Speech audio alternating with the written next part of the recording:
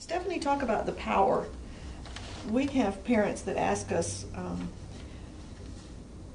why can't you get that answer today? You know, what is the deal with power and internet and cell phones? Because I had quite an experience trying to get a hold of you several times when I was in Ethiopia. And you had a cell phone and I had a cell phone. What was the deal? Okay. The way that it's been explained to me is that Ethiopia has so much access to cell phones.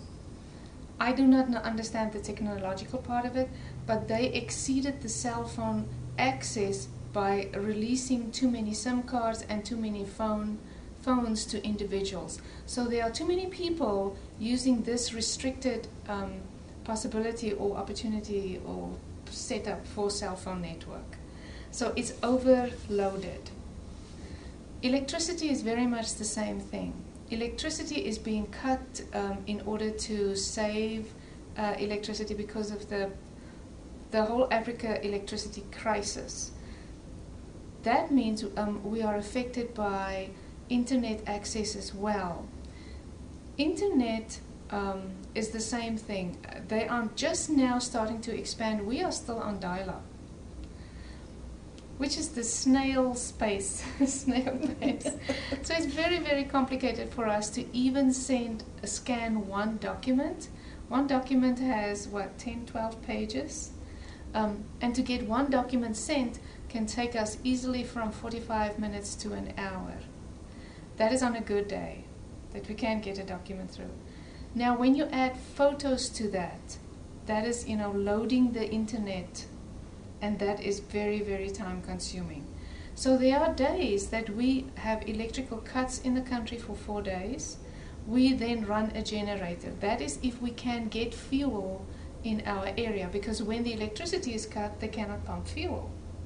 So we can only run the generator for as much fuel as we have for that time. You cannot purchase large amounts of fuel in extra containers. That is not allowed in our rural areas. So Awassa, Shashamene, and Sodo. Sodo mostly is affected by the electrical breaks and cuts. Then we are in the privileged position in Sodo that our family who lives on the hospital compound, I of course work very closely in the orphanage, so the social worker would say, or I would call and we would test with each other, and we would say, yes, we know the electricity is off. Do we need documentation that needs to be in the US yesterday? Yes, they would say. So they would come on a motorcycle, or I would run down and go get it, and come home and come scan the documentation, which does not guarantee that it can't get here, because then I'm waiting for a confirmation from the US saying, we received, I would say, I am sending you, this is page 1 of 7 pages of this little baby. And then I'm waiting for Patricia to confirm to me to say, I have just received all 7 pages, or I've just received all 12 or 25 pages, depending. So if I have scanned for an hour and a half and she responds with, we did not get page 2, then I have to go back to, I cannot just hit resend. I have to rescan the whole procedure. And you are guaranteed not to have power 3 days a week? Guaranteed.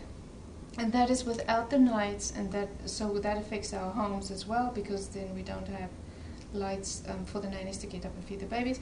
But the practicality of documentation and getting photos to you and getting footage to you is very, very time consuming and a grace thing.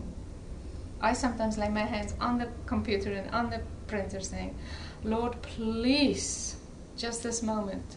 And then God does it 9 out of 10 times, He does it, or He has another timing issue, and then we have to be patient.